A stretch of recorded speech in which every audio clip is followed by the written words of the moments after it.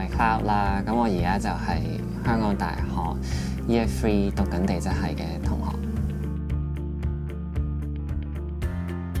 其實 LAM 最主要就係包括3個範疇嘅，咁當中包括GI 啦、instrumentation 同埋 environmental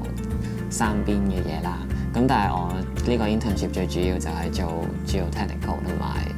instrumentation 嗰邊嘅。開始之前就都唔係好清楚呢一行係教緊啲咩嘅，即係我起碼就知我自己份內試比較近，就係可能係睇石啊、睇泥咁樣啦。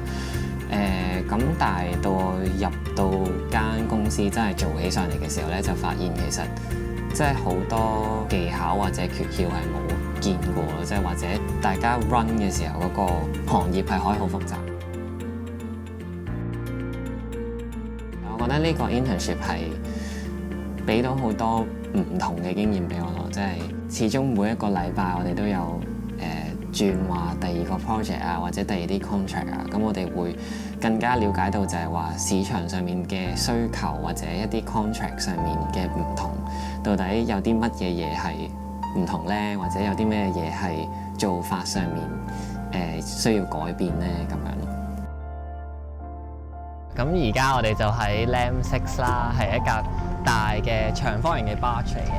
因為你見到咧就係有一個好大嘅 lifting 嘅 unit 啦。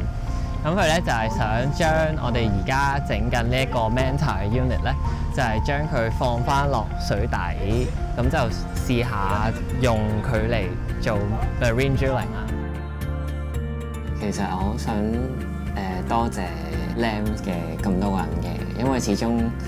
每一個人都好耐心去教我喺佢做緊嘅範疇底下啦，即係可能話佢做啲乜嘢都好，佢都會嘗試去令到我明白啦。咁但係我亦都好想即係 special thanks to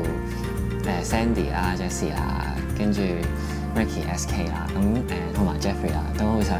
多謝佢哋，因為呢個 internship 始終係第一年教，咁我都明白即係大家可能都要 plan 好多嘢啊，或者準備好多嘢去俾我哋咯，咁我都好